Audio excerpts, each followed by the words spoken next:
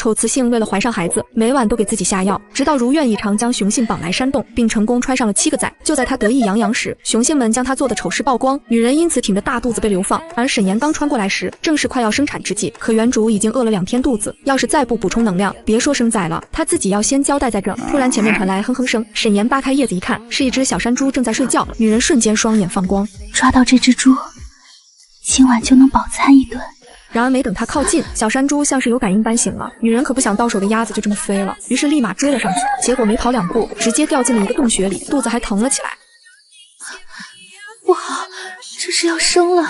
更不巧的是，旁边还有一个受伤的男人，正像盯猎物似的盯着他。沈岩这才想起，雌性在生产和发情时，身上会散发致命的香气，会引发雄性发狂。他一边挪着身子向后退，一边在脑海中想对策。而对面的男人已经站了起来，随时都有扑过来的可能。忽然他看到男人腰侧的血纹，那是帝国的大骑士才有的标志，能选上除了得有贵族身份外，战力还要达到8级才行。沈岩忽然松了口气，他想到办法了，我可以帮你治好腿疾，让你获得曾经的战力和荣耀。男人听着瞳孔一震，这女人不仅一眼就识别了他的身份，还看出他有腿疾，这是他多年的秘密。他想不到的是，沈岩穿越前可是堂堂古一世家传人，拥有活死人生白骨的能力，一双眼睛更是出神入化。可他现在没时间陪他睡，因为他已经感觉到周围有大量的雄性正火速靠近。我要生了，帮我！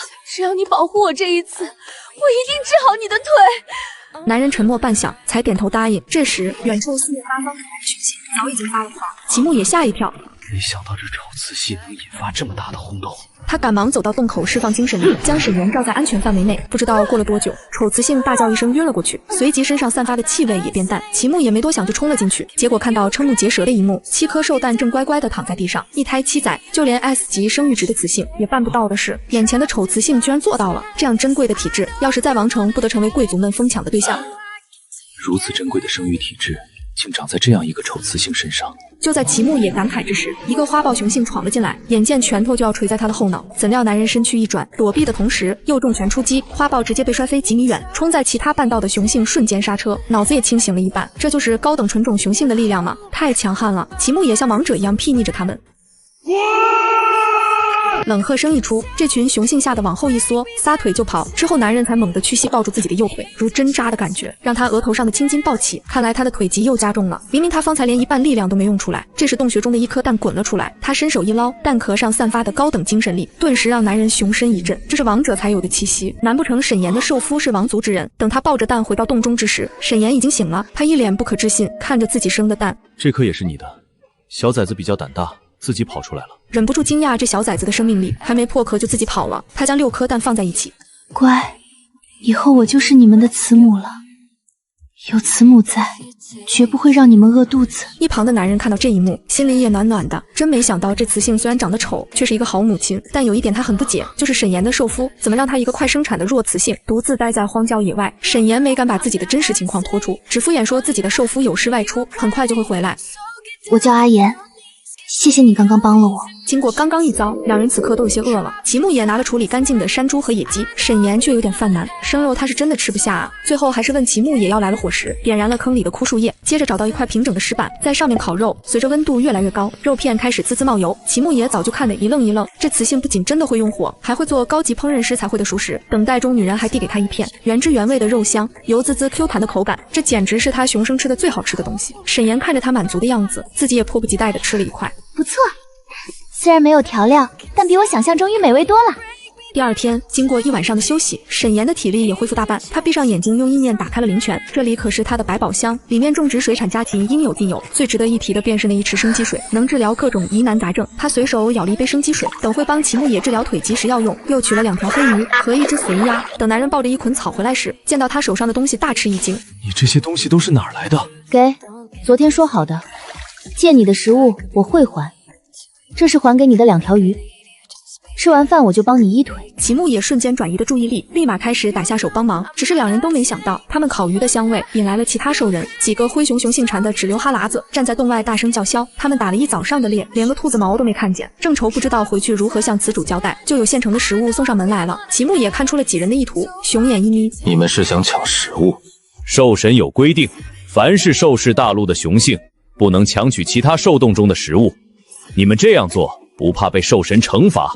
和自己的词主嫌弃吗？几个灰熊雄性被说的脸上有些挂不住，可词主说了，要是今天他们还带不回食物，词主就要找新兽夫不和他们躺了，所以这食物他们是抢定了。身为雄性居然要抢别人的食物，你们还配当熊吗？他一眼就认出来，这几人便是熊娇娇的兽夫。熊娇娇昨天还抢了他一条黑鱼，正愁没地方报仇呢。而齐木也听说了这件事，当下边给了为首之人一拳，那雄性直接被震飞10米远，重重的砸在地上。旁边的其他熊早就吓得瑟瑟发抖。齐木也眼神一寒，身上释放高等雄性的威压。后再敢欺负他，就是死！看着几人屁滚尿流逃跑，沈岩眼睛亮了亮，这下近期应该没人再找他麻烦了。吃完饭后，沈岩让齐木也喝下生鸡水，便开始给他治腿。拖得只剩个摇裤的男人，脸红的能逼出血。沈岩选好手里的银针，猛地对准穴位，扎进了关节之中。齐木也顿时闷哼一声，细长的银针穿过了他的膝盖，却没有一滴血，这是怎么做到的？然而他来不及多问，便昏厥过去。2个小时后，男人在悠悠转醒，右腿那股钻心刺骨的痛竟然消失了，取而代之的是一种酸麻感。沈岩看够了，轻咳一声，醒了，有没有感觉轻松一点？齐木也过神，他现在何止是轻松，简直感觉舒服极了。沈岩从他的表情看出了答案，拔完最后一根针站了起来。好了，可以穿裤子了。男人这才反应过来，自己还光着钩子，连忙将裤子捞起来，嗖的一下，直接消失在洞口。沈岩抱着蛋回到自己的洞穴，看着狭小潮湿的空间，他打定主意，必须在幼崽破壳前找到更适合他们居住的地方。就在他思索时，手下的蛋猛地动一下，咔嚓，蛋壳破了，一只小金狮冒了出来。子母，大宝，这是他生的崽，软乎乎的小肉球靠在他的怀里，小脑袋拱了又拱。大宝终于见到你了，子母身上好香香，大宝喜欢欢。沈岩的心都要被融化了，原来这就是做母亲的感觉。看来剩下的6只估计都是小金狮了。大宝，以后你就叫金耀好不好？小家伙一边泛着困意，一边提着力气回应他，只是没一会就窝在他怀里睡着了。沈岩看着心里暖暖的，忍不住抱着猛吸了一口，真是越看越喜欢。然而甜蜜没2秒，就听到外面传来吼叫声。他轻轻把大宝放在软草垫上，一走出去就看见熊娇娇正叉腰破口大骂：哟，你个丑八怪还敢出来呀？你的崽呢？该不会刚生就夭折了吧？刚吃了屎吗？嘴这么臭。熊娇娇瞪大眼睛，她没听错吧？这丑雌性竟然还敢还嘴！昨天挨过打的兽夫，害怕等会又挨一顿，在一旁使劲的拉他。一个丑雌性而已，至于怕成这样？熊大给我砸了他的洞。这熊大长得人高马大的，沈岩还是第一次见到他。看着男人一步步靠近，他握紧了手中的银针。他的大宝还在睡觉，还有其他的6个崽。只要这熊大敢轻举妄动，他一定让他见阎王。而电光火石间，一道金黄色身影冲了出来。坏蛋，不准伤害我子母！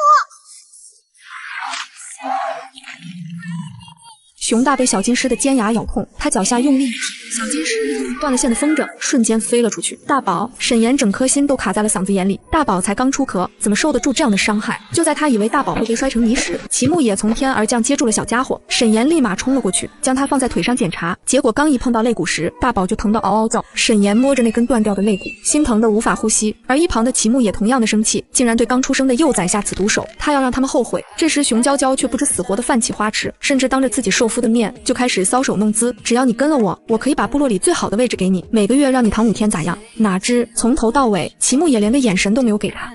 凭你也配？话落的同时，熊大也发出杀猪般的惨叫，他的手刚刚被捏烂了。熊娇娇吓得瞪大眼睛，这一幕反转的实在太快，其他几个兽夫全都吓傻了，拖着晕倒的熊大光速跑了。而沈岩的注意力全在大宝身上，直接打开灵泉取了生鸡水给大宝灌进去，等小家伙的呼吸平稳下来，他才松了口气，转过头对着洞外的男人大喊：别让他们跑了，伤了我的崽子，我定要1000倍讨回来！齐木也转身冲了过去，挡住了熊娇娇几人的去路。熊娇娇吓得一颤。沈岩，你要干什么？不就是伤了你的崽子，大不了你把我崽子打一顿出气不就行了？沈岩没想到这样卑劣的雌性也配做母亲，没等熊娇娇反应，便一针扎进了熊娇娇的风池穴，下一秒就听见女人的猪叫：怎么黑了？我的眼睛怎么看不见了？熊娇娇，我倒要看看，没了这眼睛，你还怎么在这山里作威作福？沈岩身上散发的狠意，就连一旁的齐木也都颤了颤。他还是首次在一个雌性身上感受到王者般的威慑力。等2人再次回到洞中，他才忍不住开口：阿言，跟我住一起吧。不是，不是，我的意思是，我那里大宽敞，更适合你和幼崽生活。沈岩可不管他什么意思，这个男人已经救了他2次，今天要不是他，他的大宝此刻都不知道还在不在。谢谢你，齐月幽。就这样，两人又回了齐木野的山洞。连续2天，大宝都没有苏醒。沈岩一边担心着大宝，一边跟齐木野把洞穴重新布置了一番。齐木野还从外面捡回好多类似于石板的石头，方便沈岩做烤肉，还一起外出找了能用的家居。然而他们满载而归时候，却发现少了一颗蛋。在兽是幼崽的气息和血脉是跟亲生慈母和雄父相连的，所以很少有偷崽的。气息还没散，说明这人刚走没多久。我去追。齐木野刚要冲出去，沈岩却发现不远处的草丛后面有东西在抖动，一个黑不溜秋的小东西，头上还顶着半个蛋壳，跳了出来。他用漆黑的小鼻子嗅了嗅，迈着步子向沈岩走来。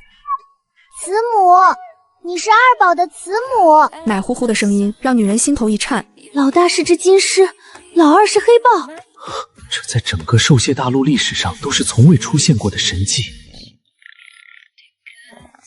慈母好香香，二宝喜欢，二宝要慈母抱抱。慈母还以为你被坏人抱跑了，幸好你没事。二宝也不知道，好像是有人把二宝抱了出来，还给二宝传来好温暖的气息，然后二宝就破壳啦。沈岩一听，立马和齐木野紧张地对视一眼。刚刚果然有人来过。齐木野转身用精神力巡视着周围，却没追寻到半点踪迹。如今他的力量已经恢复了大半，接近 S 级，可他却什么都感应不到，只能说明对方比他更强。而此时，隐藏在暗处的高大男人正瞅着下方母子依偎在一起的画面，男人眸子有几分怀疑。这小东西真是我的崽儿。将军，不会有错，是您的嫡亲血脉。黑豹家族血脉之间有特有的精神力纽带，刚刚他亲眼看到将军亲测过了，一点错没有。岳思林俊美的脸瞬间一黑，那个沈岩又黑又丑，还满脸的麻子，他实在无法相信自己在几个月前和这样的丑八怪结为伴侣。下方沈岩抱着怀中的小黑豹，亲昵地往洞中走。二宝，慈母以后会保护好你的。二宝也会保护慈母，像大哥一样勇敢。慈母，只要你们健康快乐的长大就好。对了，你长得黑不溜秋的，就叫玄墨好不好？谢谢慈娘，二宝喜欢。看着这温馨的一幕，远处的男人陷入沉思。传闻说这公爵府的小姐奇丑无比，还嚣张跋扈，又没有生育能力。如今看来奇丑是真，至于没有生育能力，简直是无稽之谈。与此同时，千里之外的金溪山上，坐在王座的男人忽然睁开了眼睛。他刚刚做了一个梦，梦里有头小金狮追着他喊雄父。看来2个月前在兽化城发生的不是梦，想必那个雌性定是一位美人。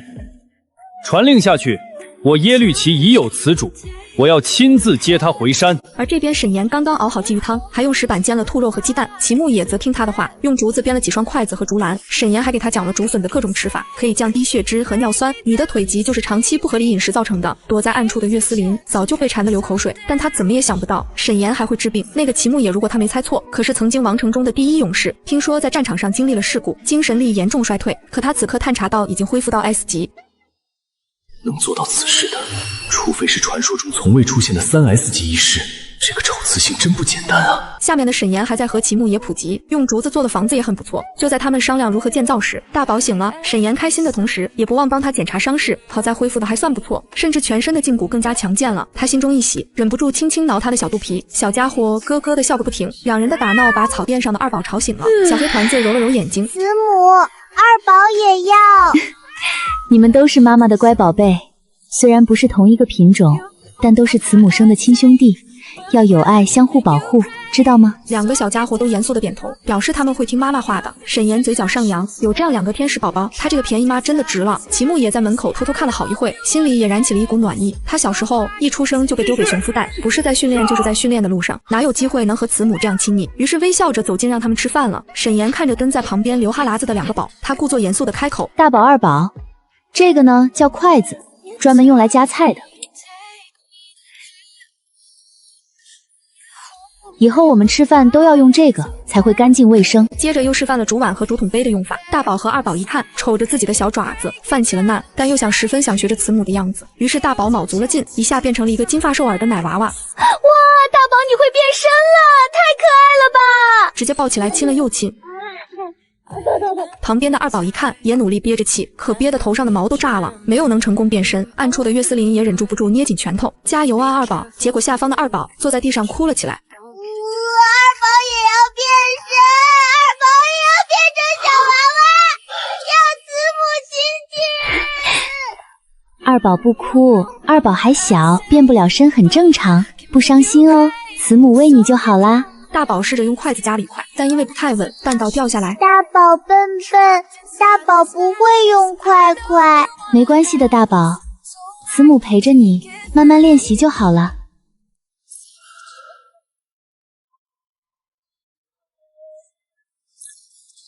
哇塞，慈母做的肉肉好香香。相较于此刻幸福的一家三口，躲在上方的岳思琳可遭老罪了。这烤肉的味道好香，给她哈喇子都熏出来了。连续2天，沈岩都用生鸡水熬了一汤。相信不出3日，我皮肤里的黑色素和黑斑就会彻底消失。怀着期待的心情，抱着2个宝早早就睡下了。可梦里他出现在一个蔚蓝色的宫殿里，一个蓝色长发的男人一把将他拽进怀里。抓到你了，宝贝。沈岩全身好似被电流划过，忍不住站立一下，这真实的简直不像是梦。就在2人准备更进一步时，沈岩被人叫醒了，取而代之的是齐木野炙热的目光。阿言，你怎么了？怎么会在梦中散发这么浓郁的香气？与此同时，海底王国的宫殿里，亚特利从勾梦中醒来，他终于见到了他的小词主，一直在暗处的岳思琳也闻到了这股香味，此刻正双眼猩红的盯着洞口。想到那头熊正单独和那个丑女人待在一起，他就极度的发狂。就在他纠结要不要现身时，齐木野突然从洞里冲了出来，飞奔进了林子里。男人瞬间松了口气。关于齐木野跑出去一夜未归这件事，沈岩并没放在心上，他反正一晚上睡得挺香的。这时2个小家伙也醒了，一个劲的夸好美，看来是生鸡水发挥作用了。沈岩走到蓄水塘，低头一看，这张脸不就是他原来的样子吗？这沈岩竟然长得和他一模一样。外出归来的齐木野也看到这一幕，一晚上不见，这女人就像变了个人。阿言，你的脸……沈岩眸光一转，一脸的委屈样子。家里之前给我联姻的7个收夫，我都看不上，于是特意扮丑。没想到那几个男人果然都是见色眼开的家伙，一个个都闹着和我退婚。我将计就计，把那群渣男甩了。感情这女人故意扮丑，就是为了甩了他们。得亏那日他没答应公爵府的退婚，不然还真上了这个坏女人的当。更让他生气的是，自己的儿子还叫那头熊做阿父，要不是手下拦着他，他非要去把那小子揍一顿不可。阿言，我可以吗？沈岩眨了眨眼。孩子喜欢你，你自己看着办。齐木也瞬间有了信心。以后我就是你们的阿父。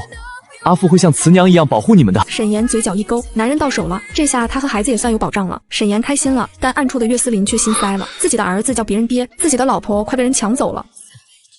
不行，我要想点办法把那家伙弄走。此刻的齐木也还沉浸在当爹的喜悦里，丝毫不知道他的美好生活马上就要破碎。2天后，4个蛋壳都出现了裂痕，其中一个破了一块，一个红角黑色鳞片的东西爬了出来，看向沈岩时还带着几分冰冷的肃杀之气，给沈岩吓了一跳。这是蛟龙。他怀中的2个小宝感受到母亲的害怕，瞬间有了应激反应，对着地上的小蛟龙龇牙，这让小蛟龙原本往前爬的动作一顿，它红色的瞳孔转了转，随后变成了一个魔发赤瞳的精致奶娃。沈岩目瞪口呆，这娃刚破壳就能变身，这也太聪明了吧！蛟龙奶娃面无表情，只是冷冷地吐出2个字：抱我。见他没有动作，小蛟龙扫了一眼他怀里的2宝，眼里满是不屑和藐视。这是一个小奶娃该有的眼神吗？抱我。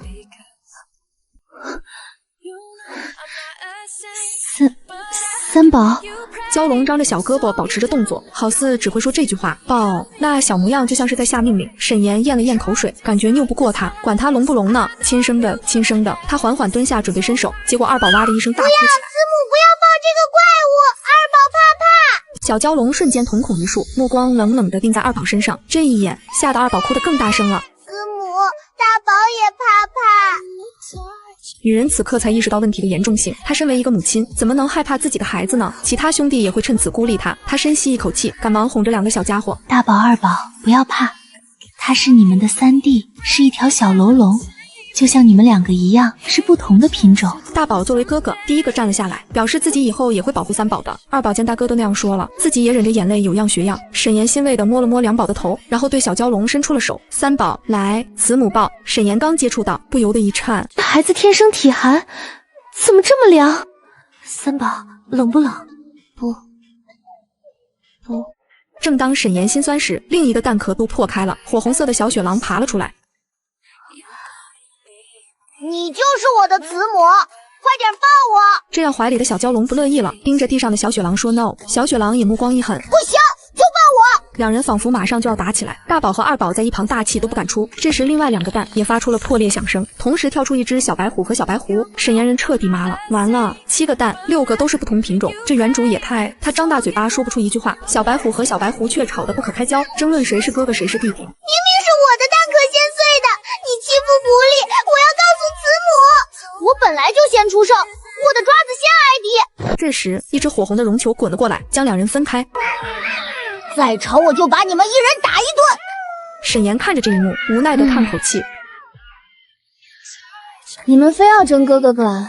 行，来石头剪刀布吧。2个都是还没变身的毛绒崽子，想要石头剪刀就要变成人才行。2家伙一听，立马卯足了劲。小狐狸憋了半晌也没有成功，而小白虎集中精神力，一个白乎乎的奶娃娃瞬间光钩子坐在地上。耶，我赢了！我是五宝，我是哥哥。好在小狐狸是个愿赌服输的崽。好啦，过来慈母抱抱，抱了以后就不能打架了。要当乖宝宝，知道吗？2个崽崽趴在慈母的怀中，都是一副幸福的模样，只有一旁的小血狼一脸委屈。慈母偏心，从破壳到现在一次都没有抱他。沈岩感觉到他的失落，一把将人捞过来。我们4宝生的漂亮不说，还香喷喷的，慈娘好喜欢哦。大家都围在沈岩旁边，好一个温馨的画面。沈岩挨个给孩子们取名，老4叫清冉，老5叫风息，老6叫浮雪，所有孩子都有名字，唯独3宝还呆愣地看着他。他故意把他放在最后，相较于其他兄弟的热情，老3总是一副冷若冰霜的样子。他想让他永远记住这天。3宝，慈母希望你以后身似冰潭，心却赤诚，就叫赤炎好不好？小蛟龙在他怀里，眸子转了转，明显是听进去了。好，一下有了6个孩子。沈岩做梦都是笑着的，只是后半夜他做了一个奇怪的梦，梦到几个小崽子在一片树林里玩耍，5宝和6宝在一片空地上打闹。突然头顶的山坡上滚下一个落石，狠狠地压在2个宝身上，就连他的生机水也没有用，最后他永远失去了2个宝贝。沈岩睁开眼后还是难受的一颤一颤的，结果转头一看，5宝6宝正4仰8叉的睡在他旁边，这才松了口气。因为要造竹屋，一大早齐木也就去砍竹子了，而沈岩则是带着小家伙们去树林里采蘑菇。慈母，这种叫做蘑菇。2宝新奇的看着沈岩手里刚摘的一朵蘑菇，大宝变成了人参，也学着沈岩摘了一朵。慈母，这蘑菇怎么长得像2宝的粑粑？粑粑也能吃？这个叫做松茸，看起来长得像粑粑，脏脏的，但可有营养了，吃起来也好吃。4宝听后指着旁边的几朵长相不一样的，那这个呢？慈母，这个这么丑也能吃吗？能吃，吃了以后会变得和它一样可爱哦。就这样1人6崽在树林里欢乐地摘起了蘑菇。不一会，沈岩手里的篮子已经装满了，心里想着回到洞穴后一定要丢一些到灵泉里。将军，这些山菌子可都是有毒的，吃了会死兽的。沈岩小姐难道不知道吗？岳思玲眉头也皱了起来，看了一路沈岩捡的每一种山菌子，几乎都有剧毒，找机会趁这个女人不注意时，把这些菌子都给她丢掉。手下目光坚定，是保证完成任务，她绝不能让沈岩小姐和小将军吃到半口菌子。沈岩带着孩子一路到了山坡下的河流前，他把篮子放在一棵树荫下，准备在河边洗个手，顺便还能抓点螃蟹。小崽子们也开心的在水流边玩耍。突然，他像是想起了什么，这不是昨天梦里的场景吗？他瞬间看向斜坡上面，那里正好有一颗巨石，岌岌可危的挂在斜坡的上方。沈岩呼吸一滞，他瞬间扔掉了手里的螃蟹，冲了过去。5宝6宝，小心！就在他起身的同时，斜坡上的巨石一动，有落下来的趋势。闪开！闪开！5宝6宝！女人几乎破了音。这时山风吹过，巨石忽然滚落，2个小家伙吓得毛发一缩，拔腿就要跑。千钧一发之际，沈岩猛地扑过来，一把抱起5宝和6宝，将他们甩了出去。巨石已经落在了沈岩的头顶，如同千斤顶夹杂着飓风压来。他条件反射抱着头，怎料预料中的疼痛并未发生，巨石在他头顶直接炸开，击碎的碎石四处散开，只在他的手臂上擦出几个血痕。未等他反应，小崽子们就瞬间爬起来扑了过来。慈母，就连冷冰冰的3宝都白着小脸站在他旁边，用小手紧紧地抓着他的袖口，生害怕他不见了。沈岩眼眶一红，一把将几个小家伙紧紧地搂进怀里。慈母没事，你们那有没有受伤？快告诉慈母，还好几个宝都没有受伤。沈岩松了一口气，但还是心有疑惑，刚刚到底是怎么回事？难道是有人暗中出手救了我？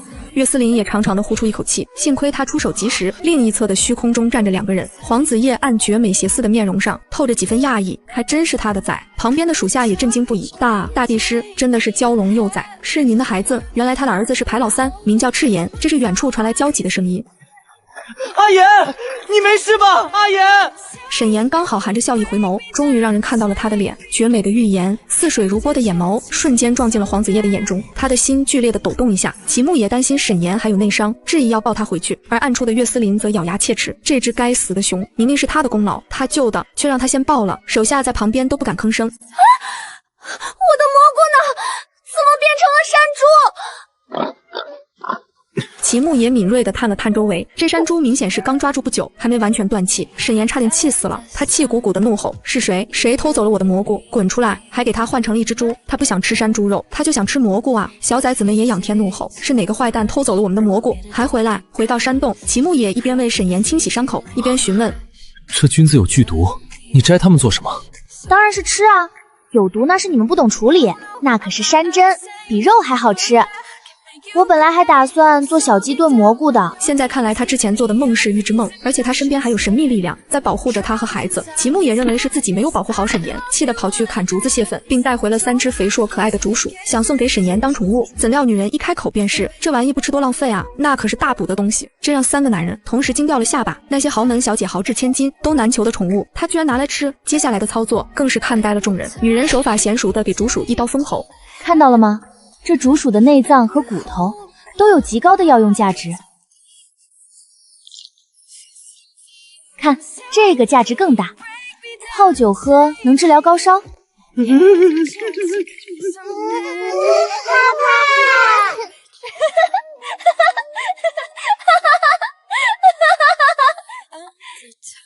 你们要是不乖，小心我。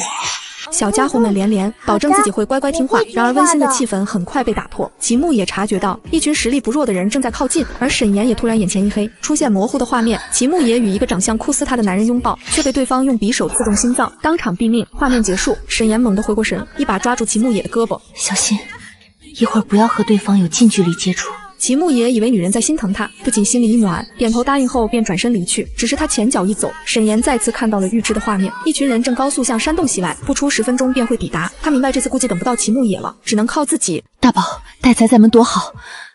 他抱起2宝朝着后山跑去，片刻后，10余名身形健硕的古熊族雄性从林中闪出，将他团团围住，却在即将要接触他时，瞬间被击飞。沈岩心中悬着的石头终于落地，他赌对了，暗中果然有人，而且绝不会看着2宝遇险。沈岩并没有多停留，抱着2宝又往回跑，他的孩子还在山洞等着他呢。师母，坏熊熊都被砸死了。暗处的岳思林看着女人跑远的背影，嘴角抽搐，他感觉自己被利用了。这女人知道自己一定会出手，男人越想越气，便下手更加凶狠。另一边回到洞穴的沈岩发现大事不妙，崽崽们都不见了，顿时焦急的4处寻找。与此同时，3宝正与一个男人对峙。黄子夜看着与自己如出一辙的幼崽，冷冷开口：“跟我走。”不料小蛟龙就是一个字：不。一大一小2座冰山就这么用眼神和冷气僵持着。沈岩很快找到了大宝，却被告知3宝不见了。女人瞬间慌了神，都怪他没有把崽崽看好，要是3宝有个3长2短，他一辈子都不会原谅自己。3宝，你在哪？不要吓慈母！就在他快要绝望时，预知画面再次闪现，一个神秘的黑发男人正强行掳走3宝。放开我的孩子！我不管你是谁，你要是敢动他，我沈岩发誓跟你没完！沈岩怒吼着朝着预知的方向分了一番提醒，暗处的黄子夜瞳孔一震，原来沈岩就是公爵府那个丑雌性。在他愣神的瞬间，3宝猛然兽化，一口咬穿他的手背，剧痛之下，男人臭手一松，3宝从半空中坠落，被沈岩接了个满怀。看着3宝后颈的伤口，心如刀绞，是不是很痛？小蛟龙用尾巴亲昵地蹭着他，发出一声委屈的王八蛋欺负小孩算什么本事？偷孩子的人贩子不得好干！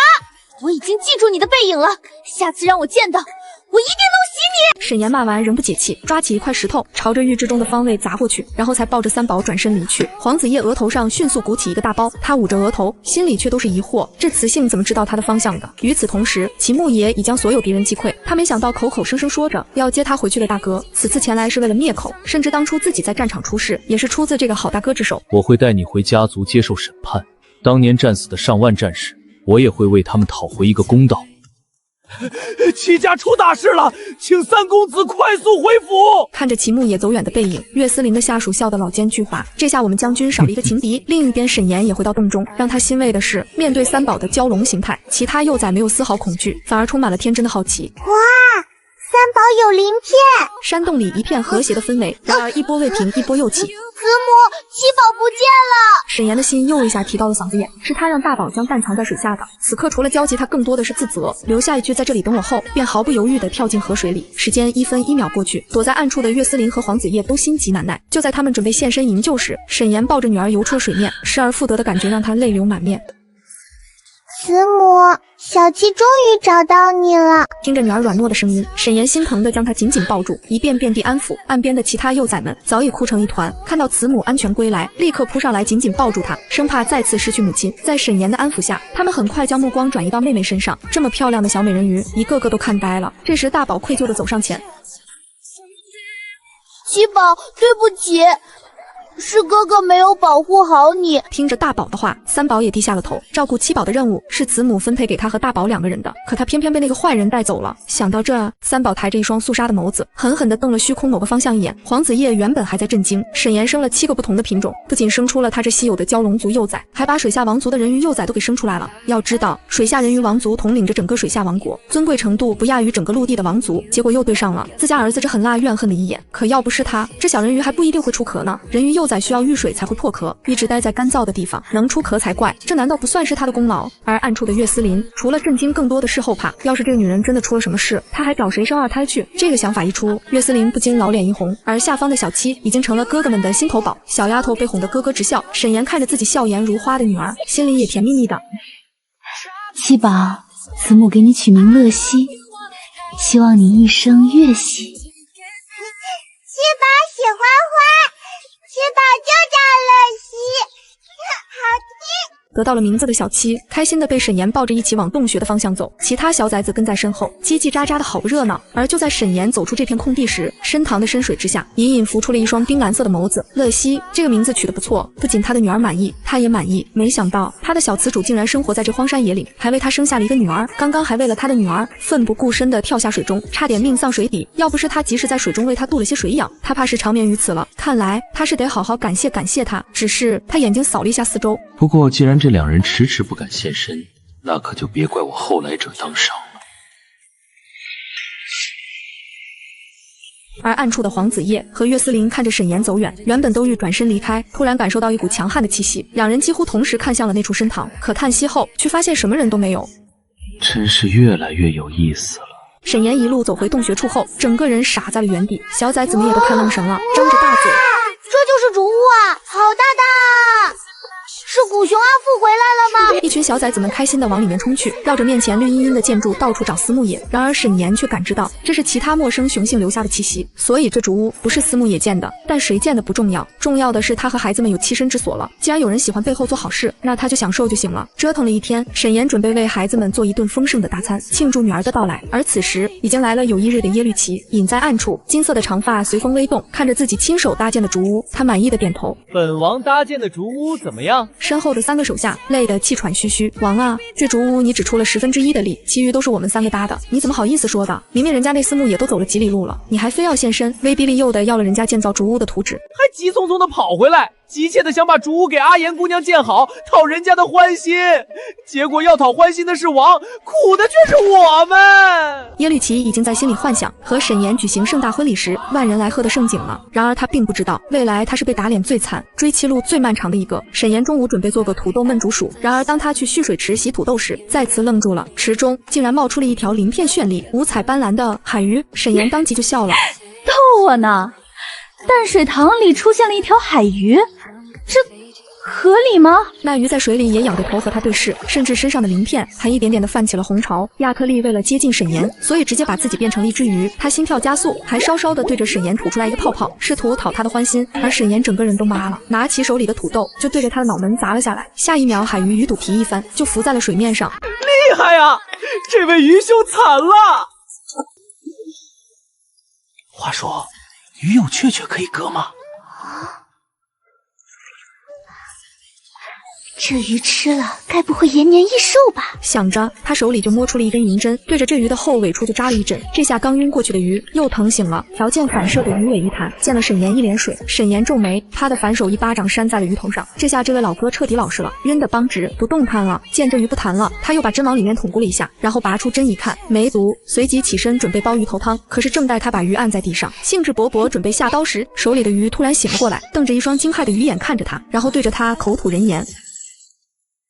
你要吃我？那难以置信的语气，炸得沈岩头皮发麻。我天！他一把甩飞了手里的鱼，跑出了几米，那鱼被甩出了抛物线，狠狠地掉进了水塘里，激起了水花。沈岩站在原地，大口大口的呼吸，瞅着水塘，努力平复心情。幻觉，幻觉，一定是幻觉。他缓了一会，决定再走过去看看。结果走到水塘边，发现那鱼不见了。什么情况？他明明看到这鱼被甩回了水里啊！就在他千思不得其解时，小七来了，委屈巴巴地看着他，又看向他身后的水塘。慈母，不要杀那条漂亮鱼，先抱怕怕。好好好，慈母不杀了，小七不哭，慈母抱抱。而暗处的亚特利捂着屁股疼得上蹿下跳。走，慈母抱你去看，那鱼跑掉了，我们一起找到它好不好？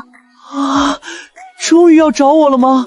男人一听也顾不得揉屁股了，立马身影一闪，又钻进了水里。小七趴在沈岩的怀里，跟他站在了水塘边。沈岩指着水塘，你看鱼儿是不是不见了？怎料话说到一半，沈岩猛地顿住，那条鱼又出现在了水塘里。看他时眼神还带着几分幽怨，什么情况？他莫不是刚刚眼花了？这鱼怎么还玩闪现闪退呢？怀里的小七看着水里的鱼，顿时不哭了，抹了一把眼泪，蹲在水塘边，瞅着水里的鱼。慈母，小七喜欢这条鱼，我们不要吃它好不好？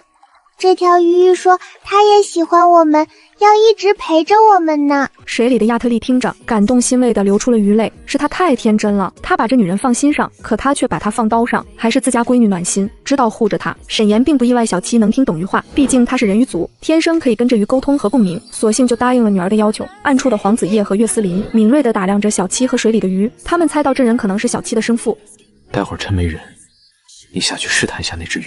沈岩哄好了小七，也没再管那条鱼，做了竹鼠焖土豆，又烤了一只鸭子和鱼，然后一家8口坐在竹屋里开饭。小家伙们吃的那叫一个香，笑声和香气从竹屋里传出来，勾得暗处的4个大男人直流口水。亚特利在水里揉着钩子，后悔的不得了。早知道直接现身，用美貌勾引他得了，那还用得着受这罪啊？他正想着，头顶就照下了一道阴影，对方直接拍了一巴掌。亚特利条件反射的反击，用小小的鱼尾拍出了巨大的水花，狠狠地砸在了上方的人身上。岳思林的手下被撞得后退几步，身上被泼了个落汤鸡，而水里的鱼瞬间就消失在了水塘里。暗处的岳思林一看，顿时瞪大眼睛。黄子叶也瞳孔一缩，看来他们没猜错，这条鱼果然不简单。两人随即身影一闪，耶律齐见暗处的人都开始动作，他也不例外，赶忙身影一闪也跟了上去。沈岩在竹屋里陪着孩子们吃饭，哪里知道外面已经腥风血雨掐起来了。因为庆祝小七的到来，沈岩从灵泉里取出了1瓶红酒，还拿出了几瓶饮料。他给孩子们一人倒了一点雪碧，给自己倒了红酒。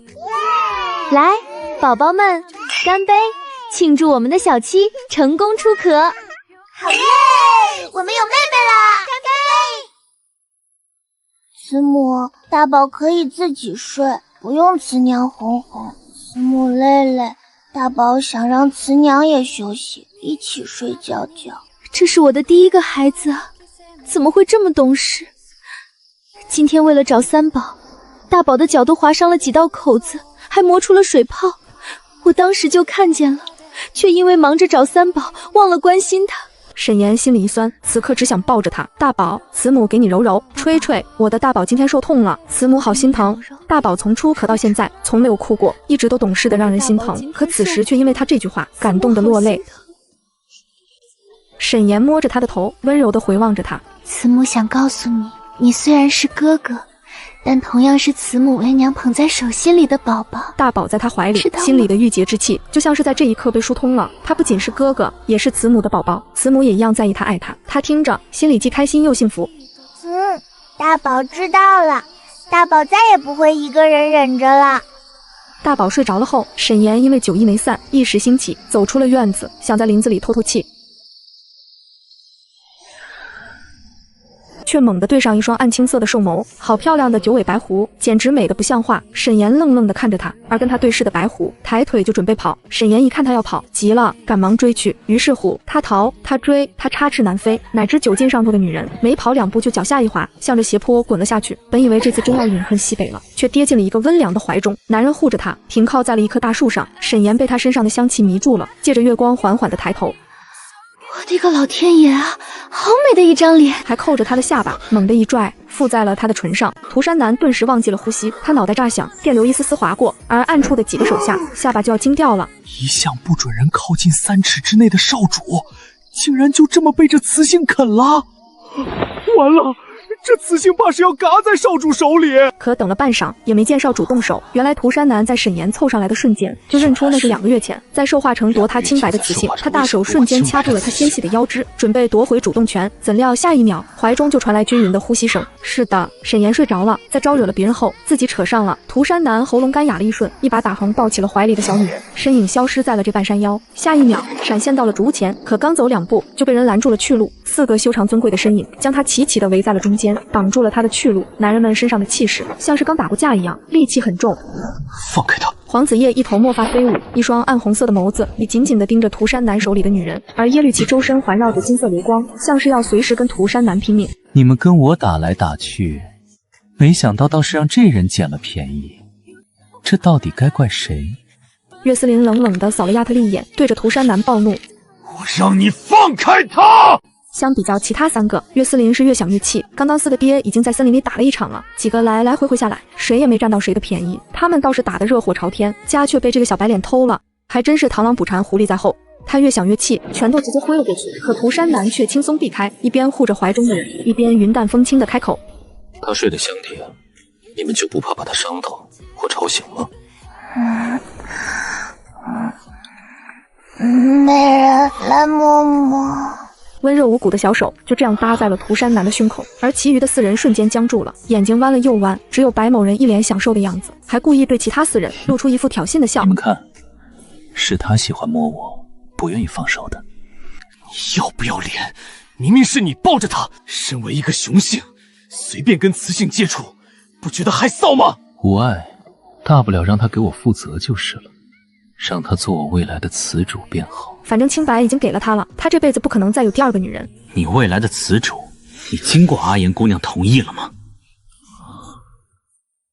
原来这女人叫阿言啊！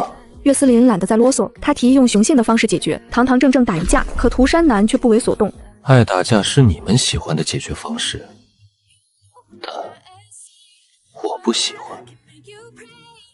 我喜欢用这儿。少主实在太美了，太给力了，简直艳压群芳。几位与其在这里背着他打架，我倒觉得不如各凭本事，看谁能最先抱得美人归，怎么样？反正阿言姑娘已经诞下了本王的儿子，我已经是她名副其实的首富，本王只需要接她回去，办个举世许目的婚礼。涂山南一听，眉头微蹙，他竟然给别的雄性生了孩子，说的好像他没给我生儿子似的。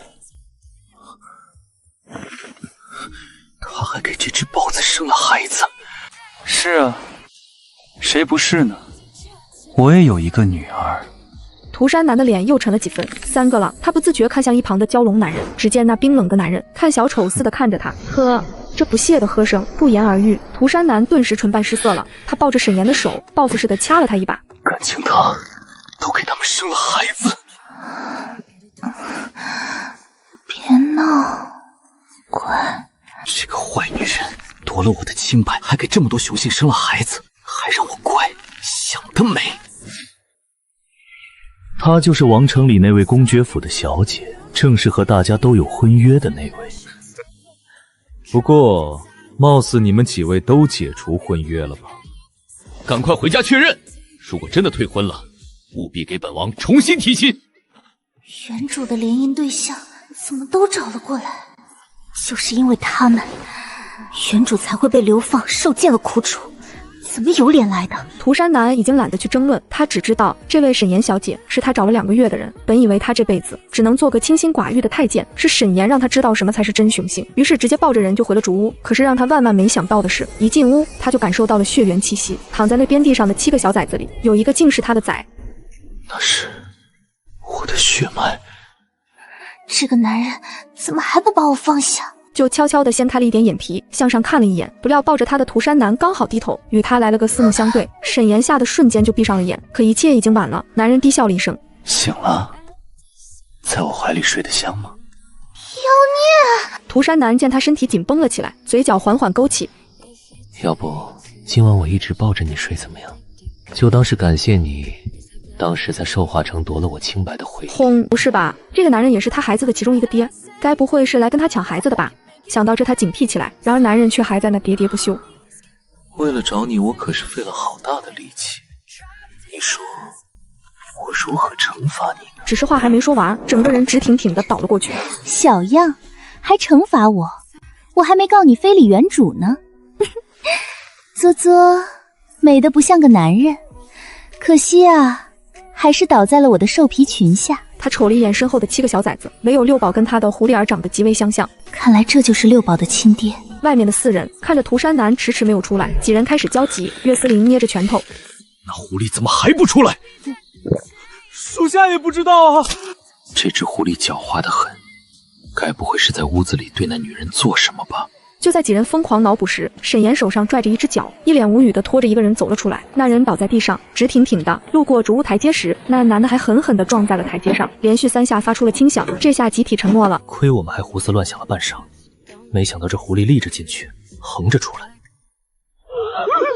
少主，我们孙夫人心神不染的少主啊！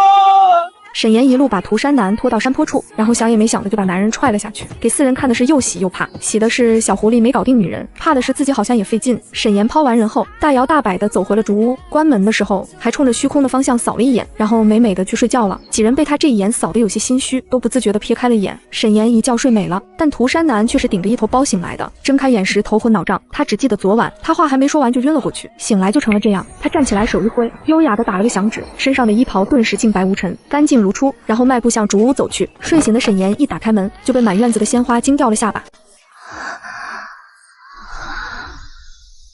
野玫瑰、野百合、野芍药、粉月季摆满了他整个院子。他虽然震惊这些鲜花的来历，但还是被取悦了。他站在院中深深地吸了一口气，顺手摘了一朵粉月季，拿在手里爱不释手，真好闻。脸上荡起了浅浅的笑意，给暗处的4个男人看的眼睛都舍不得眨一下。岳思林心里窃喜，看来这次他赌对了，他真的喜欢花。看着他笑得这么开心，他也不自觉地裂开了嘴角。这时小崽子们也睡醒了，个个迈着小腿跑出来找女人。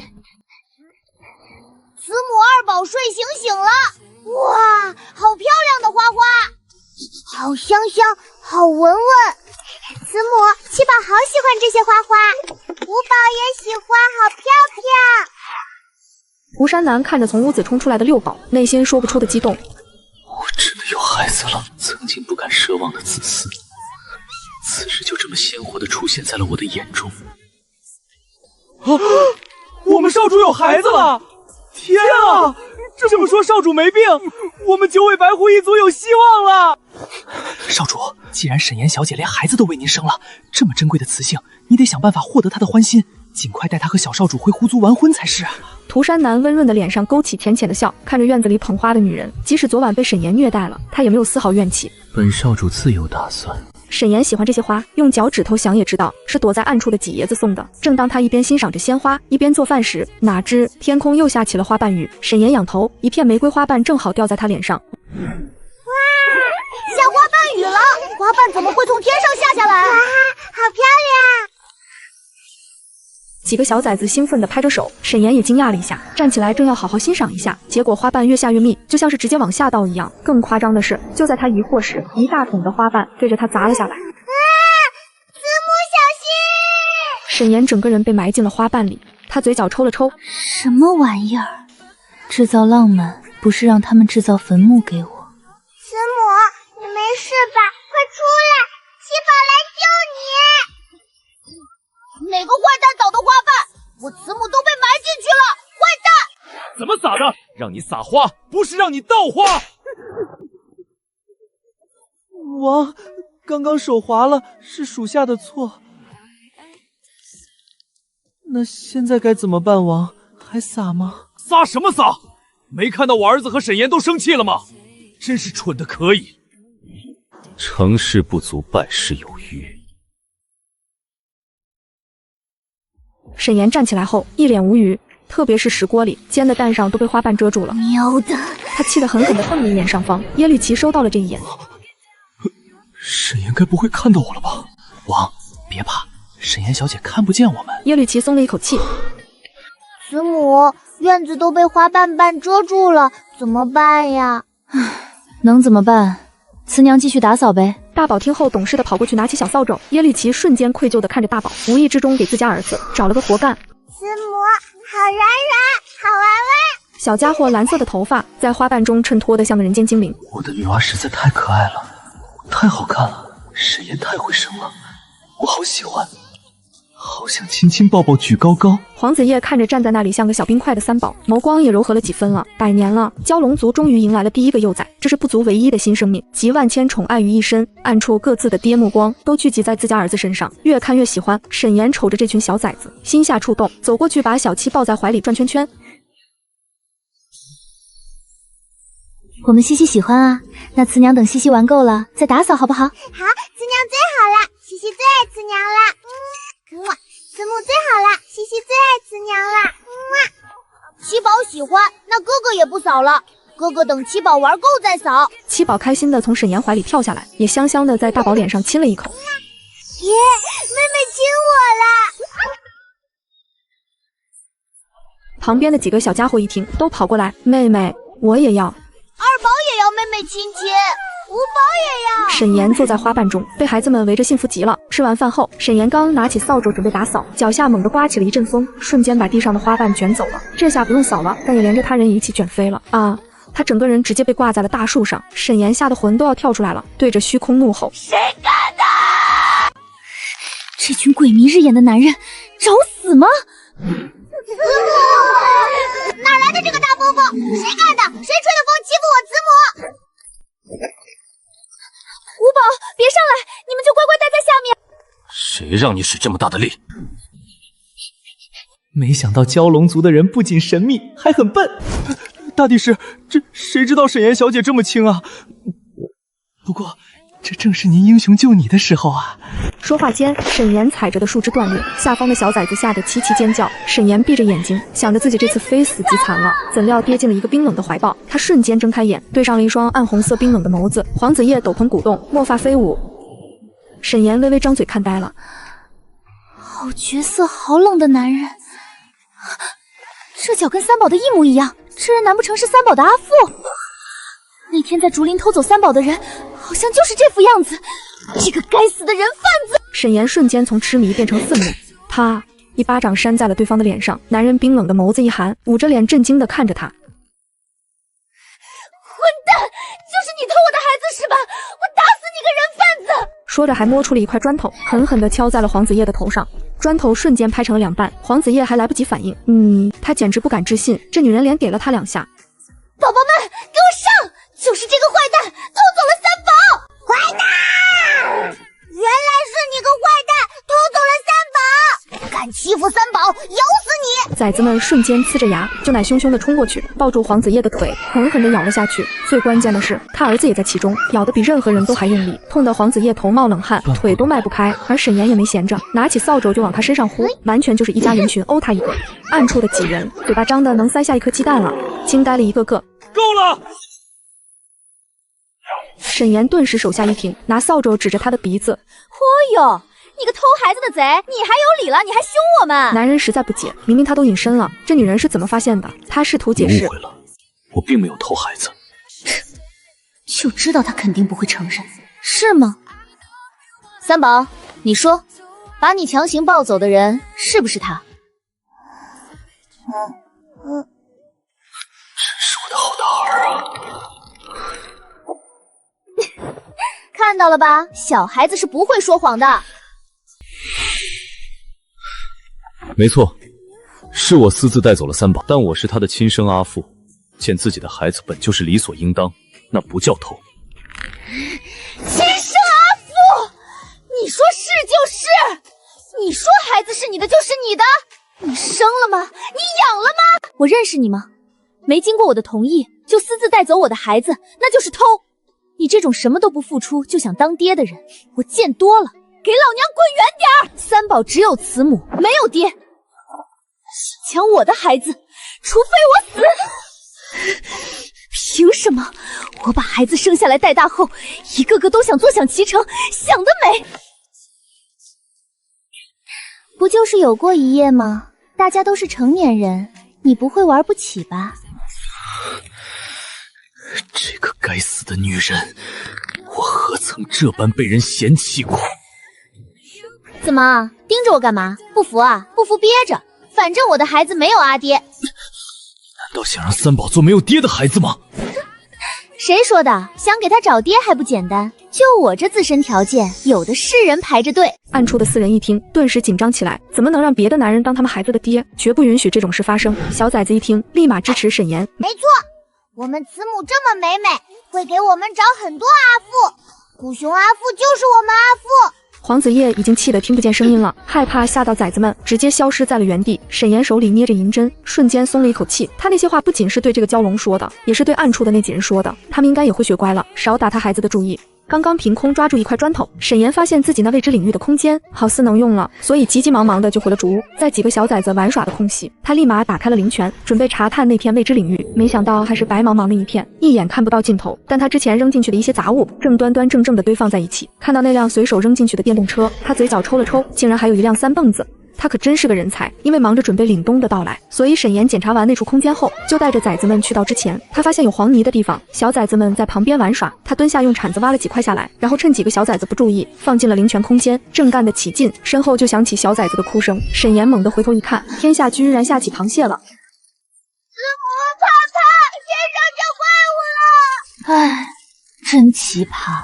岳思林站在暗处，抱着膀子欣赏着沈岩的表情。我就知道沈岩喜欢螃蟹，上次我就看出来了。不用怕，宝宝们，这个叫做螃蟹，里面有蟹膏、蟹黄，吃起来可好吃了。掰开它们的钳子和腿，里面的肉也好吃。走，慈母都捉回去，给你们清蒸蘸醋吃，再给你们油焖一个。这种最低级的螃蟹肉，对我们来说连虫子都比不上，沈岩却要吃。沈岩用出来10提的篮子，把这些螃蟹都放在了篮子里，顺便还放了几个到了灵泉里。毕竟这些青蟹和梭子蟹个头还挺大，比他在之前看过的大多了。这个兽氏好处就是什么东西都长得大些，放些在灵泉，以后走哪都可以吃。回去的路上，小崽子们都开心的跑在前面，沈岩跟在后面，计划着回去搅拌黄泥糊墙的步骤。竹屋虽然结实，但是不保暖，必须得用黄泥和干草搅拌后糊一层，才能做到防寒防风的效果。他心里正想着为自己和小崽子打造出最完美的过冬房屋，眼前一黑，一个画面顿时出现在了他眼中。二宝和大宝蹦蹦跳跳的走到一棵大树下，而那棵大到10几人抱估计都抱不住。那树下的地面上突然出现了裂痕，如同地陷一样，两个小家伙顿时掉了下去，然后地面猛地又合上了，他连跳下去就都来不及。待画面消失，眼前瞬间恢复清明后，沈岩白着脸猛地看向前方蹦蹦跳跳的大宝二宝。小家伙不足几米远的前方，一棵偌大的参天大树正立在那里，正是他画面里看到的那棵。快停下，宝宝们！不要过去！大宝、二宝！大宝！慈母，快点，你走得好慢。沈岩瞳孔一缩，好巧不巧，所有小崽子们刚好都站在了树下。别站在树下，快走开！离开那棵树！暗处的岳思林几人见沈岩突然这么惊慌，都皱眉看向树下。就在沈岩话音未落，几个小崽子脚下猛地一空，地面裂开了骇人的深壑，几个小崽瞬间大叫一声向下跌去。慈母！这一幕实在太快了，几乎跟沈岩的声音同时发生。暗处的耶律齐几人瞪大眼睛，还来不及反应，就看着7个小崽子往下掉去。岳思林反应最快，猛地挥出精神力，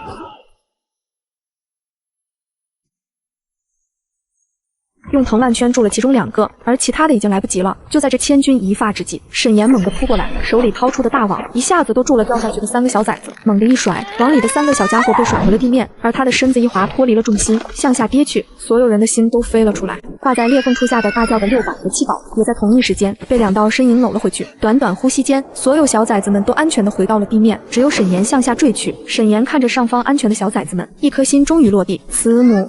我要慈母。声音越来越小，那缝隙眨眼间就彻底合上了，快得让人反应不及。但他还是看到有2道身影奋不顾身地从上方跃了下来，一切都陷入了静谧，只有风声在耳边响起。他什么都看不见了，只知道自己在不停地往下掉，温度也越来越低，连吸进鼻息的空气都是冰冷刺骨的。突然有什么东西一把抓住了他的腿，猛地往下一拽，他顿时惊恐，整个人狠狠地撞在了坚硬冰冷的盔甲上一样，顶得他后背生疼。沈岩心下一惊，他知道他已经落地了，只不过这身下有古怪，他迅速从空间取出了一个半丈长的扳手，砰的一下砸了过去。那东西好似吃痛往后面退了几步，趁这个间隙，他又瞬间拿出手电筒一照，妈呀，无数双幽绿色的树瞳散发着寒意，直直地盯着他。蜥蜴虽然长得类似于人脸，但是并没有完全蜕变，未完全进化为人的低等半化兽人，没有人性和灵智，骨子里只有动物的本能，只有对血肉的渴望和杀戮。他整个人都开始恐惧和害怕起来，而蜥蜴人被这强光一照，像是被惊扰，有一瞬的惊恐，齐齐向后缩了缩，但他胳膊上被抓伤的鲜血不停地滴落，让这群冷血的蜥蜴人又骚动起来。沈岩强行让自己镇定，踩在身后的石头上向后退去，在手电筒的照射下，他也只能看到1米以外的地方。他默数了3秒，转头就向着身后漆黑狭长的通道跑去。蜥蜴人一见强光撤去，一窝蜂地向他冲来，还发出了惊人的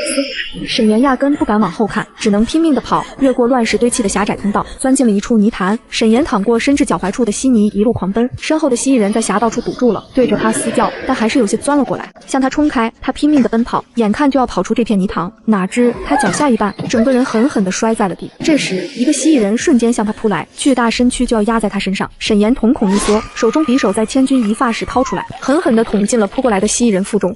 黑血顺着沈岩握刀的手流到他的胳膊，蜥蜴人凄厉的叫了一声，然后利爪一下子按在了他的肩膀上。女人咬牙抓起地上的石头砸在他头上，1下2下3下，浓浓的血腥味充斥在他鼻息，也让已经冲到泥潭中的蜥蜴人发起了狂。看着密密麻麻向他扑来的畜生，他一把拔出了匕首，用力的推开了他身上被他砸死的蜥蜴人。他拿起手电筒就跑出了泥潭，向另一方峡壁处堆积的石头上爬去。那上面有个山洞，是他唯一有可能逃生的地方。接着从空间里丢下去的活羊和山鸡，蜥蜴人果然都瞬间扑了过去，也为沈岩腾出了一些时间。他赶忙就顺着山洞往里面跑去，跑着跑着就开始头昏眼花。他心下一惊，糟了，一定是蜥蜴人的指甲上有毒。他猛地扶着洞壁停了下来，打开灵泉，快速的取出一滴生鸡水，滴在肩膀的伤口上，然后又喝了一口下去，接着往洞穴里走。但越来越头重脚轻，眼前的景象也逐渐模糊起来。路过一个转弯处，他彻底陷入了昏迷，猛地就向着地上栽去。这时赶来的岳思林一把接住了他，男人眼眶发红，难以置信，看着他肩膀上的伤口和身上的血渍，他心疼不已。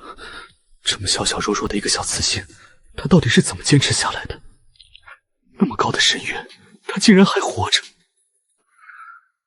还好，我找到她了。感受着后方有东西追来的动静，他眸光一沉，就是这些东西把他伤成这样。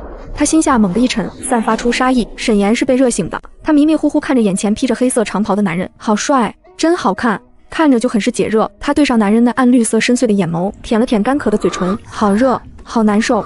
岳思林被他一双迷离的眼睛看得耳廓发烫，甚至有些口干舌燥。他索性撇开眼不看他，他怎么会不知道他难受？异化蜥蜴人的毒最是霸道，能让人产生最原始的兽欲。沈岩现在就是深陷其中，必须得男女交好才能解毒。可这时候他怎么敢趁人之危？沈岩缓缓地从地上坐起来，迷迷糊糊地问：“你是谁？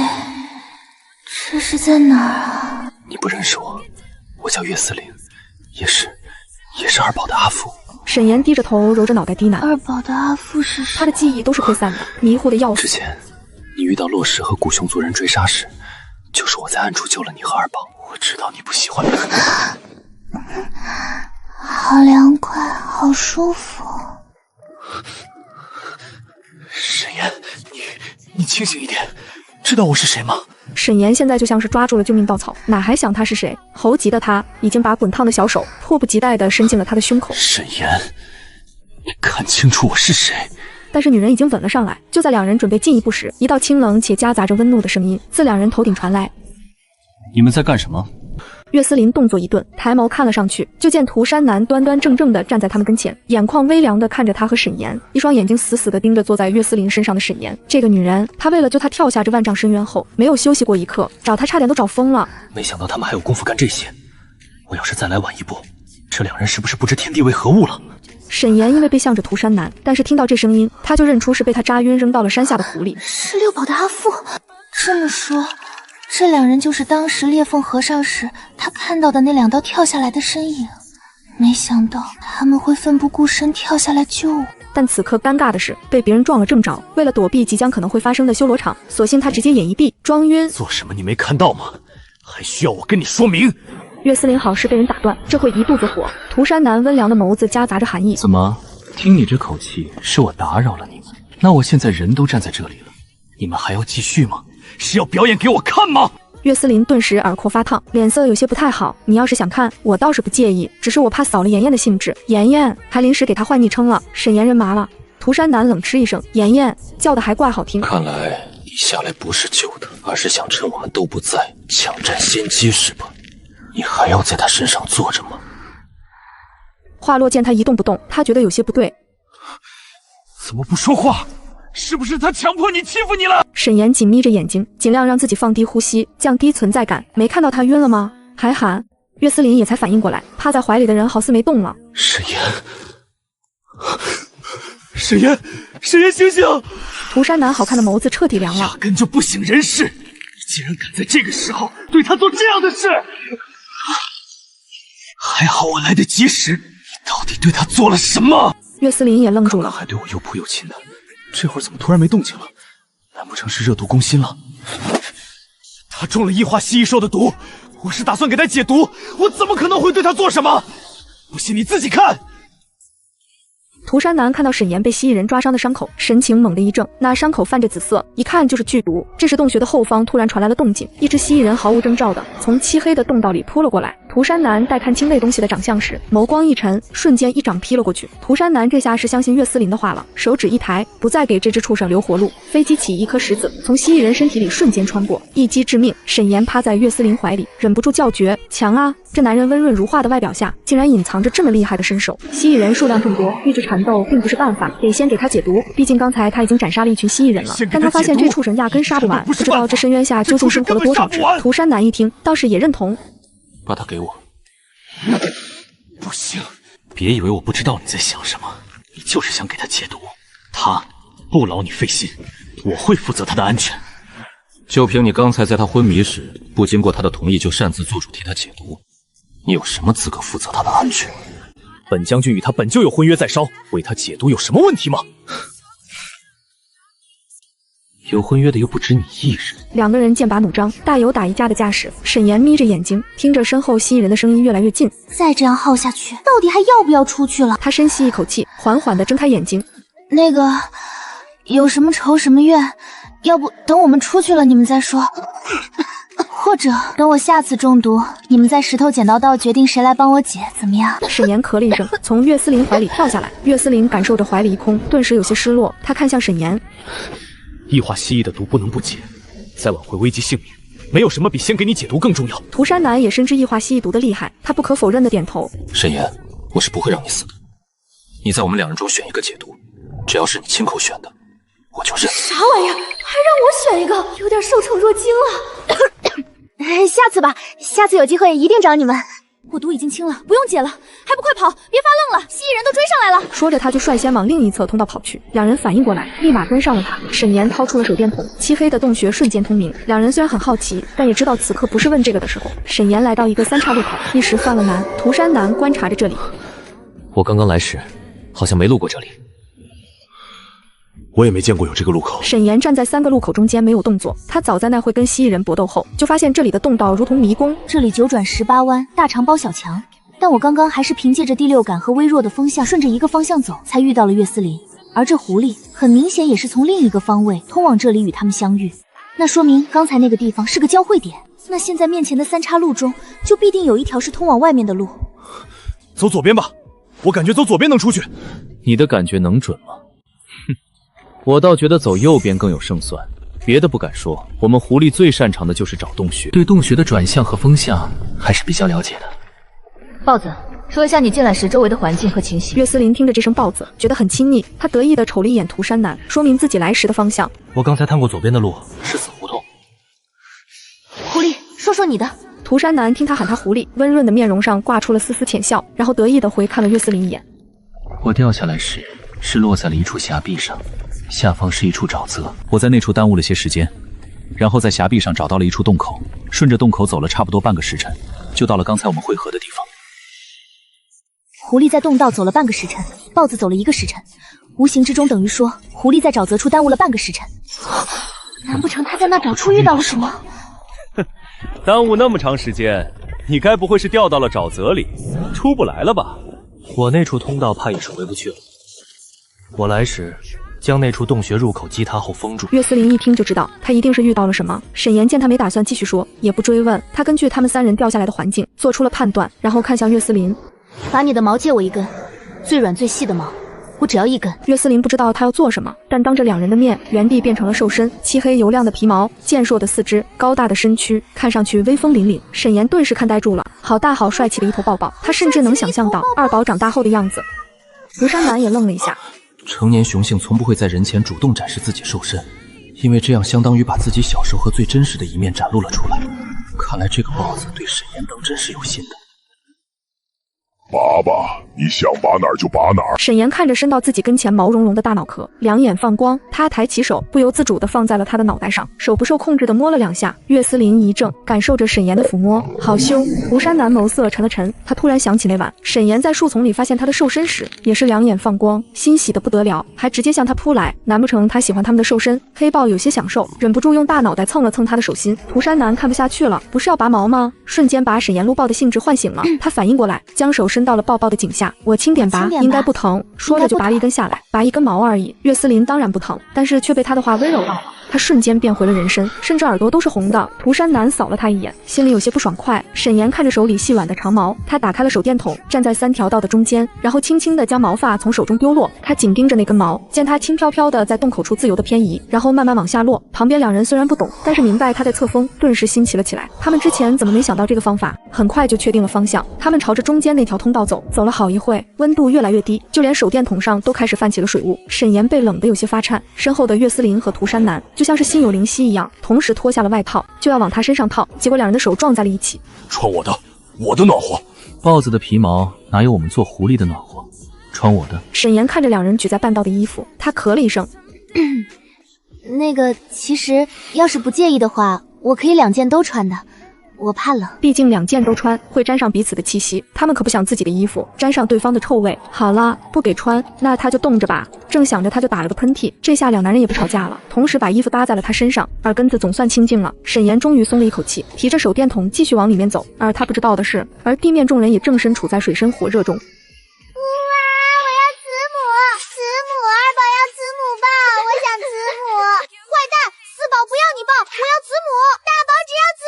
哭声震天，就坐在那棵树下，足足坐了几个时辰，一步也不愿意离开。黄子叶、耶律齐和亚特利3人急得焦头烂额，二宝和六宝甚至都哭昏厥了过去。可偏偏二宝的阿父和六宝的阿父都跟着沈岩跳下了裂缝。如今他们3个男人照顾7个小崽子，简直束手无策。耶律齐拼命地抱着大宝，抓着他不让他用爪子刨土。小家伙想找回沈岩，爪子都刨出血了，还不愿意停下。看着地面被大宝和几个小家伙刨出了个大坑，耶律齐和属下都心疼不已。黄子叶站在一旁，派出去寻找沈岩的属下突然现身。大地师属下寻遍了整座山，还去到山下做了探查，丝毫没有探到沈岩小姐的气息。黄子叶听着眸色一沉，说不出来的一种难受和窒息感。他看着站在地上，眼泪一滴接着一滴，无声的往下落的3宝，心脏更难受了。他的孩子跟别的孩子不同，就算哭也不出声，连个表情都没有，只会控制不住情感，不停的落泪。黄子叶深吸一口气，开始在心里后悔，要是那会儿我没有一个人去到外面生闷气，他是不是就不会出事了？他回来时裂缝刚好合上，想到这，他紧紧地捏着拳头，看向地上的3宝，郑重地承诺，誓言阿父会把你慈母找回来的，阿父向你保证。说完，男人的身影一闪就消失在了原地。耶律齐和亚特利看着黄子叶闪身离开，面色都紧了紧。这时耶律齐派出去的手下也回来了。王，整座山和山下我们都探查过了，丝毫没有沈岩小姐的气息。亚特利在一旁听着，抱着7宝的动作一顿，7宝瞬间大哭了起来。西西要慈母，西西想要慈母。七宝乖，阿父在呢。哦哦，七宝不要阿别，七宝想要慈母。阿别可不可以带七宝找慈母？我要慈母。好，阿父带着你去找慈母，好不好？我们一起去找他。我人鱼族对水的感知异于常人，可以千里追踪。这山上山下，哪怕是土里，都会有水流渗入。我会顺着水汽追寻到沈岩的气息，这里就交给你们照看了。本王无需你吩咐，这几个小崽子我自然会照看好，但你最好保证能把他找回来。还有，别妄想私自把7宝带走。我跟那条蛟龙不一样，别拿我跟他比。说完就带着七宝身影一闪消失在原地，同时身在迷洞的沈岩三人一直向前走了好久，连着绕过了几个弯后，突然就看到洞道的前方有亮光。岳思林一喜，看，亮了，那是出口吗？过去看看就知道了。三人欣喜地加快了步伐，直到走近，沈岩顿时僵住了。是一座冰墙，面前通道的去路竟然全被寒冰封住了。沈岩站在这冰冷刺骨的冰墙前，试图用手电筒照进冰里，看看后边有什么。可这光根本穿透不了那厚厚的冰层，什么都看不到。难不成他的判断真的有误？这里真的没有出口？岳思林看着沈岩微微泛白的脸色，不想他失落。没关系，我们可以倒回去。回去吧，你要是累了，我可以抱你走。毕竟他们刚才已经走了好长时间，然而沈岩只说了3个字：砸冰墙。两个男人顿时一怔，互相对视了一眼。岳思林忍不住提醒：在这么狭窄的洞道砸着冰墙，可能会引起整个洞道坍塌。没错，这种密闭的洞道，我们并不知道冰墙处于洞道的什么位置。若是洞道的出口还好，但它若位于中间，一旦砸了这冰墙，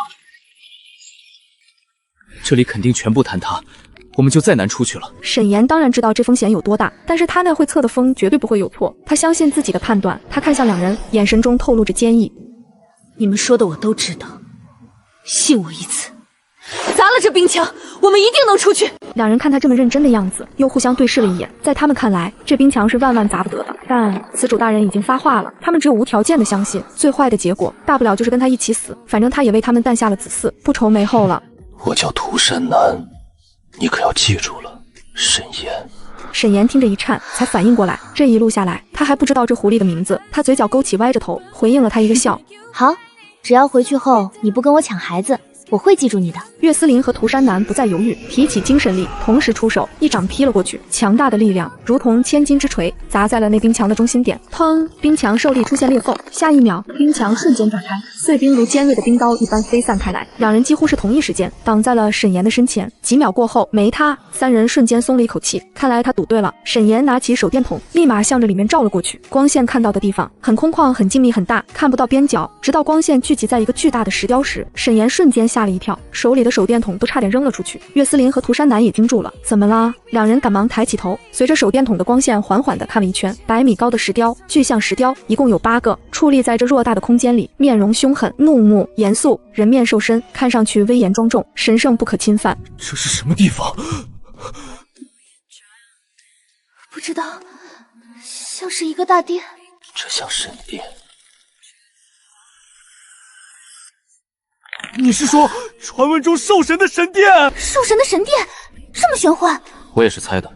传闻中兽神的神殿就有8大神石，这8个巨象看上去倒是挺像，不过这都是传说，说不定这里是几百和上千年前兽术人祭拜和信奉兽神的庙宇也说不定。沈岩听着这个解释倒是合理，不过此刻他更在意的是快点找到出口，回到地面见自己的小崽子，所以他拿着手电筒一路往里面走，仔细地寻找着出去的方法和路。他绕到了巨象的后面，看到整面大殿的墙上都转着密密麻麻的字迹，像是在讲故事一样。更诡异的是那些字他居然全都认识，就好像是曾经看过一样。他心下忍不住惊骇，这应该是原主脑袋里存留的东西。这么说，原主曾经研究过这些，甚至还熟通古今字。可是他从那几位的评价中，好像原主是大字不识几个，没文化的呀，甚至是蛮横无教、臭名昭著的形象。那为何这些知识会存留在他脑中？那就只有一个解释，原主身上一定藏着极大的秘密，他根本不像传言中和外人看到的那样，他实际应该是饱读古今篆书，通晓古今文字，过目不忘，极为聪明的一个女子。可她隐藏真实自己的原因又是啥呢？沈岩陷入沉思，他对原主是越来越好奇了。